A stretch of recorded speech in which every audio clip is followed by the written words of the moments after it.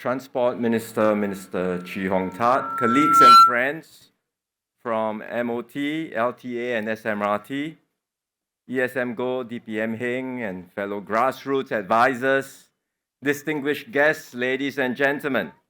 I'm very happy to join all of you this morning for the opening of the fourth stage of the Thomson-East Coast Line, or TEL4 in short. It's extra special for me because, as all of you know, I grew up in Marine Parade, not very far from here.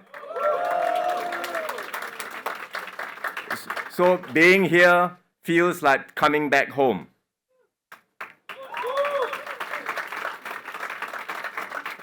The TEL is a labor of love that spanned many transport ministers, and I'm also glad that former Minister Khaw Boon Wan is able to join us today to mark this special occasion.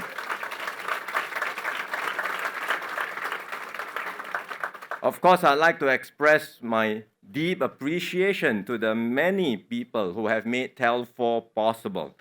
We have project engineers, architects, technicians, and contractors, as well as the teams from LTA and SMRT, overseeing and coordinating the entire project. They took more than a decade of hard work designing, building, and testing TEL4, getting through supply chain disruptions and manpower constraints during the COVID pandemic, and eventually delivering this project for the benefit of so many Singaporeans. Thank you all for the hard work. Thank you very much. A project like this, of course, would not have been possible without the strong support of the community, and we're very fortunate that we've got grassroots advisors who work closely with LTA to engage residents, working also with the government to address residents' feedback and concerns. And we also have residents staying along the entire stretch from Tanjong Rhu to Bayshore who waited patiently, especially during the construction period. You had to go through many disruptions and inconveniences, but I'm sure you all agree that it was worth the wait. So thank you everyone for contributing too. It's easy to take for granted how things get built in Singapore. We say we want to do something, and eventually it gets done. Yes, it may take a bit of time, but it gets done. But if you live in many other countries in the world, including in advanced countries, people talk about doing projects, but very often it's not so easy to get things done. There will be issues around getting budget to fund the project. Sometimes there is resistance and opposition from residents or people who are inconvenienced, so you have NIMBY effects. Not in my backyard. Sometimes political parties change and a new party comes into power and they shelve the plans from the previous party. So in many of these places, people talk about wanting to do things, but after a long time, things still cannot get done. Here in Singapore, when we say we will do something, we make sure we deliver it, and it's truly a collective achievement from all of us working together.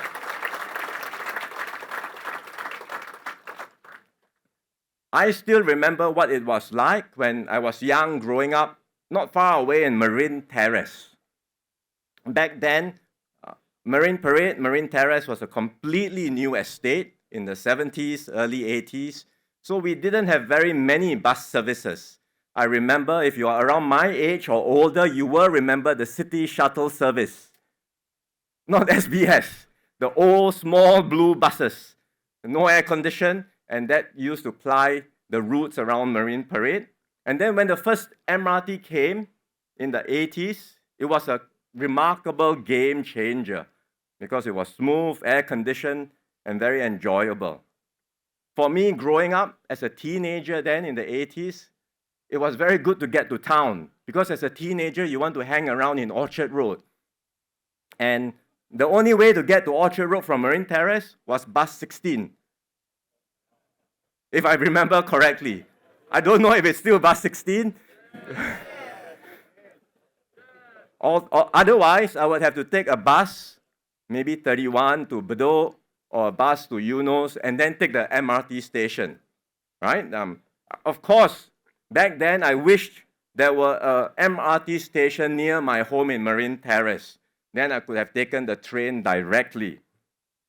My wish didn't come true when I was in Marine Parade. It has taken a very long time, but the good things in life are worth waiting for, and today I'm glad this wish has truly, finally materialized.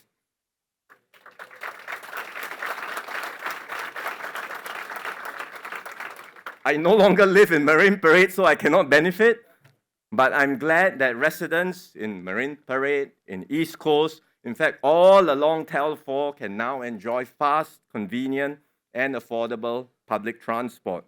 So if you are used to driving, the train is now such a very convenient alternative. The journey is just as fast, maybe even faster, because you don't have to worry about parking. Students will benefit from shorter commutes, students from Tao Nan and the over 10 schools that are within walking distance of a TEL 4 station. And for people who want to get to town, who want to get to different places in Singapore, it's all within a train ride away. TEL 4 will also bring the East closer to Singaporeans from other parts of the island. So, for example, it will be easier to get to East Coast Park and enjoy the amenities and facilities around the entire park as well as the beach. The East, everyone in the East, you are very proud of the culture, heritage, and the food options here. You think you have the best food in Singapore, perhaps. I cannot say that now. Maybe in the past I felt like that too, growing up. But now that I've spent time as an MP in the West and in the North, I think there's good food all over Singapore. But if you grew up in the East, there's always a special place here. You know that there are excellent food options in Joo Chiat, in Katong, and I think some people have even called this TEL 4 line the Makan line. Of course, we did not design TEL with just park and food lovers in mind. One group of commuters we focused on are those with special needs. LTA consulted widely with community partners like the Singapore Association for the Deaf and the Association for the Visually Handicapped to incorporate inclusive features. So the station signs have larger fonts, sharper contrast and less clutter, and there are more braille text to aid the visually impaired. We have hearing enhancement systems installed at the passenger services centers in TEL stations, so these help to minimize background noise for commuters who are wearing hearing aids. And the TEL stations are also designed with more lifts and station entrances, which make getting to and from the station more convenient for those who face mobility issues. All of these features will benefit persons with disabilities, but also seniors and families with young children, and it will enable all Singaporeans to take the train comfortably and confidently. With the opening of TEL 4, we are one step closer to the completion of the entire TEL. It has been more than a decade since we announced TEL, and we've been opening the line in stages. 27 out of 32 TEL stations are now operational. For the residents who are further east, please be patient. Construction is ongoing, and the fifth stage of TEL, connecting Bayshore and Sungai Bedok, will be completed by 2026. Beyond that, we will build an extension to connect TEL to Changi Airport. This will be completed in the mid-2030s, together with the opening of Terminal 5. And when the TEL is fully completed, our train network will connect Singaporeans from their doorstep to the world, because the eastern end will connect to Changi Airport and the northern end will connect to the Johor Bahru Singapore Rapid Transit System link, the RTS link. The TEL is just a part of our investment in our public transport system. We are not done building Singapore, and we are certainly not done expanding our rail network. Our MRT network, as all of you know, started with just two lines, the East-West line and the North-South line. Now we call the green and red lines. At that time, covering just 67 kilometers. Today, with the opening of TEL 4, we have 6 lines covering over 240 kilometers, and it will get even better in the years ahead.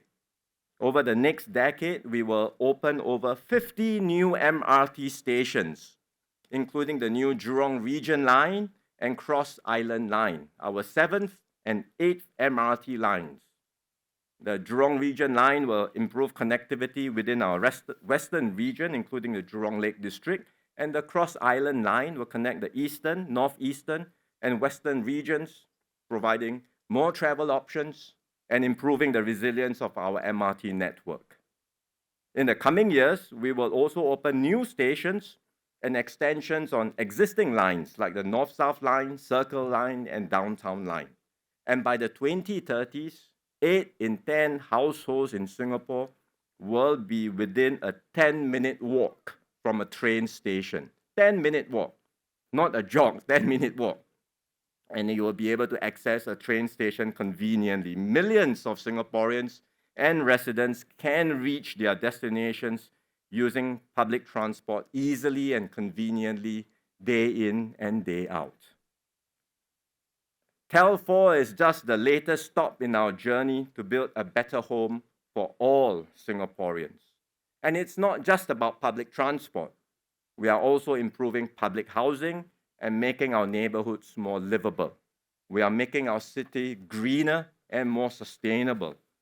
We have major undertakings that span many years, even decades. And these are collective efforts by all of us to build on the foundations we have today and to build a better Singapore for our children and grandchildren.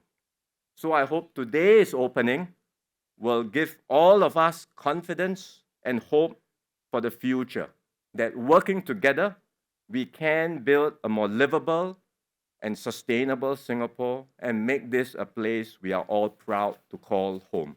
Thank you very much.